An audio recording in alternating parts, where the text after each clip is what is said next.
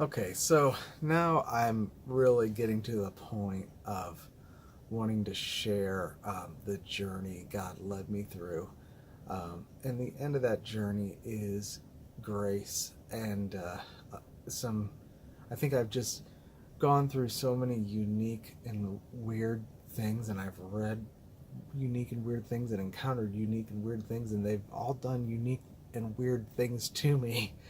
Um, but God has been solidly working in me when I didn't even realize it and shaping something that I believe is, for a very brief window here at the end, going to benefit some people. And I'm thankful that, as I've said in other videos, if the 11th hour harvest is going on and there's laborers out there, I'm the 11th hour, 59th minute, and 59th second laborer.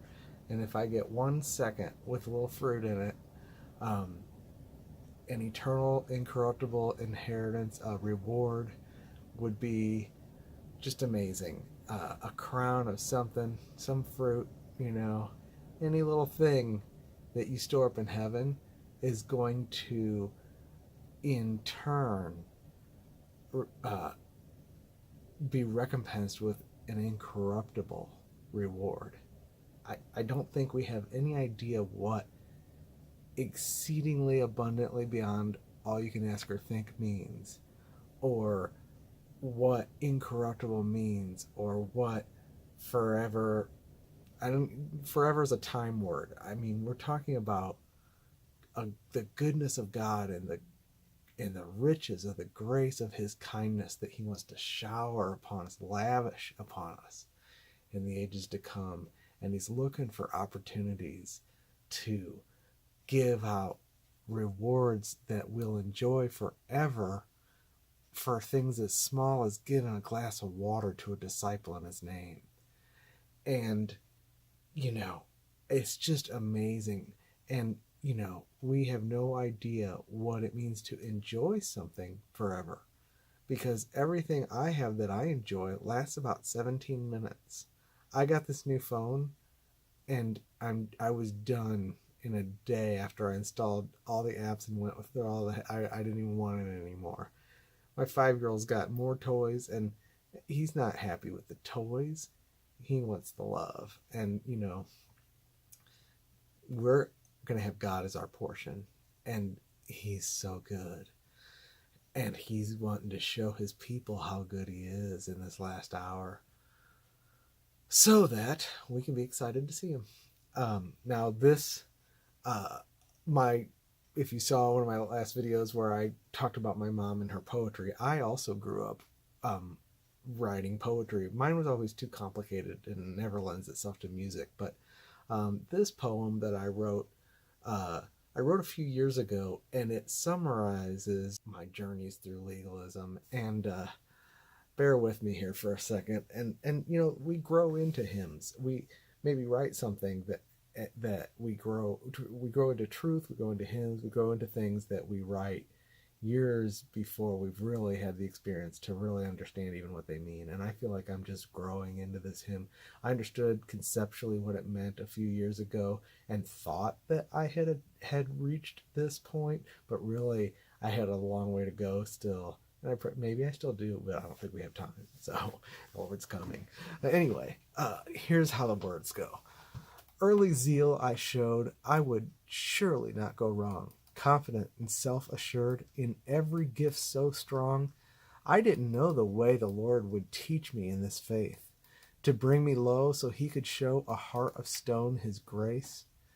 Expecting glory, I pursued religiously, seeking knowledge, gifts, and power, that spiritual I would be. Seeking to do right in all things, I discovered yet at length that in the end I still had nothing, though I'd given all my strength. So I doubled efforts, taken burdens hard to bear, demanding more from self and others, raising standards, taking care, yet in the end it all collapsed, self-righteousness to blame. I had now lost everything, and I was full of shame. Great failure, now I knew, which seemed to end this journey, disillusionment and shame. I feared the Lord would spurn me, but through it all to him I cried, and he never let me go. And now I can rejoice because his grace I've come to know. Strength and spirit power is not what he's taught me. Rather, it's to death with him that he through weakness brought me. Through failure and defeat, I learned I simply have no power. I'm learning now to rest in him who holds me every hour. Lesson of the cross. How long it took to reach me.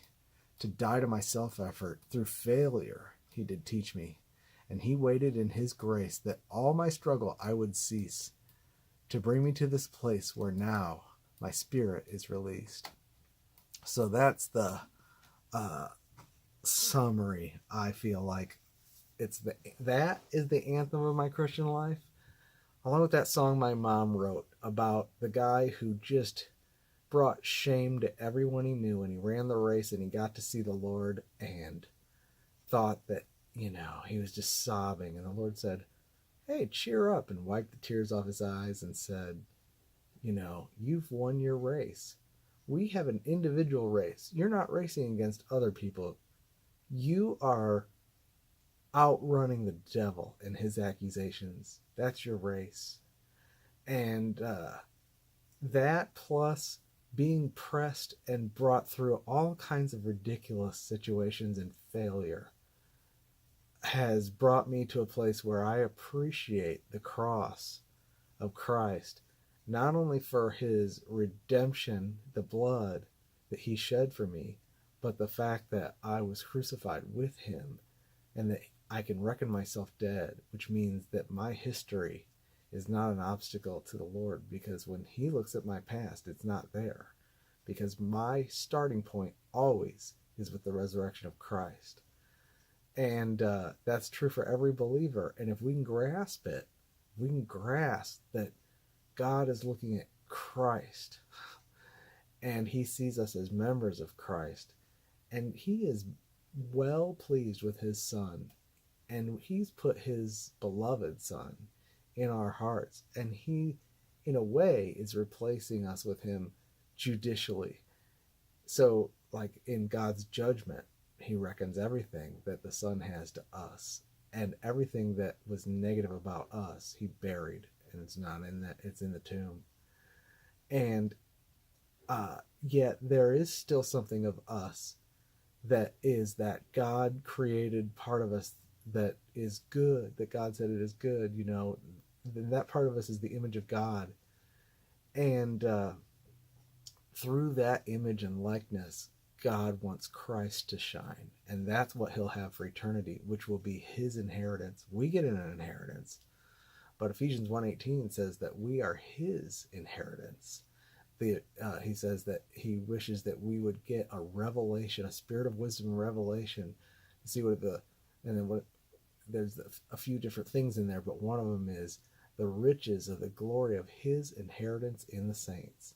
God has an inheritance, and that inheritance is Christ multiplied, expanded, and expressed through our transformed humanity that was created in his image and then is purified, and then he shines through. And it's beautiful. And I mentioned in the video about the 11th hour laborers and a couple of them that, I'm seeing Christ shining through people in a way that I am really appreciating right now. And we're going to appreciate it for eternity with the Lord, because he's so multifaceted, and that multifaceted, unsearchably rich Christ is being put on display through the church. Okay, so anyway, back to me and my story. I had kind of wrapped up the last thing with, we were leading all these people to the Lord, and didn't have a church, and we were zealous. And I mentioned that we did eventually go to a church, and in that environment, I got completely shut down. And that was the beginning of a 20-year journey of tears and sorrow that leads to the discovery of like a new wine at the end. My intention is to do segments and devote a segment to each church, because it seems like I went through several different churches, and I'm talking about the ones I was seriously involved with for years and invested in. And each of them had their lure, what drew me to it, and each of them had something attractive and something spiritual, and each of them had a trap, and then each of them had a set of problems, and in each one I got in trouble in a way, and then each one, when I got out, the exit was traumatic, and then in each one, looking back, there were lessons to be learned. So I'm planning on kind of organizing this in that way. And yet I'm doing my best not to revert to outlines or try to map this thing out, because I'm telling you, if I start doing that, I will get so lost in the nitty gritty and you will be asleep, because it will be dry as sawdust. Okay, so that's this video.